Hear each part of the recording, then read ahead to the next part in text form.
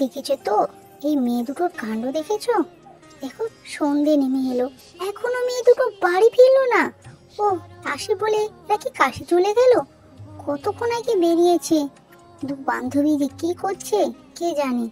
এখন ওর দাদা আসেনি বলে, না হলে তো কি যে করতো আমাকে কে জানে। ও বৌদি, ও বৌদি, আর তোমাকে চিন্তা করতে হবে না, এই দেখো আমরা চলে এসেছি। হ্যাঁ বৌদি, চলে এসেছি গো, চলে এসেছি। আর তোমাকে বাইরের দিকে তাকিয়ে বসে থাকতে হবে না।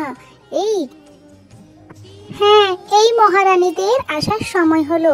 কোথায় গিয়েছিলে তোমরা? কি কাশি ঘুরতে গিয়েছিলে? এত টাইম লাগে, সন্ধে হয়ে গেল যে।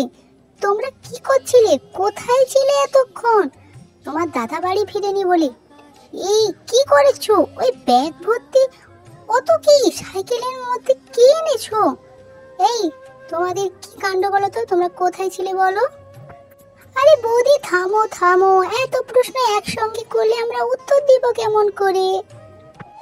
প্রশ্ন করব না? তোমরা যদি গুরুজন হতে তোমরা বুঝতে পারতে যে বড় বড় মেয়েরা বাইরে গেলে কত চিন্তা হয়। তোমরা তো এখনো সেই জ্ঞান হয়নি। হোক তারপরে বুঝবে। হা হা হা হা, বৌদি আমরা না এখনো বাচ্চা, তুমি তাই মনে করো না? ও বৌদি দেখো না, আমি তোমাদের সবার জন্য শপিং করে নিয়ে এসেছি।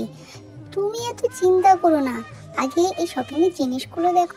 শপিং করেছো মানে? এই তোমরা কি বলছো? হ্যাঁ গো বৌদি, সবার জন্য শপিং করেছি, একটু দেখো না বৌদি। এই পয়সা কোথায় ছিল? তুমি তুমি শপিং করেছো, পয়সা কোথা থেকে পেলে গো? এই দেখো, একদম আমার সঙ্গে চালাকি করবে না, সত্যি সত্যি বলো। ও বৌদি বৌদি একটু আস্তে বলো, তারা সবাই শুনতে পাবে তো। শুনতে দাও, আগে বলো কোথায় ছিল পয়সা?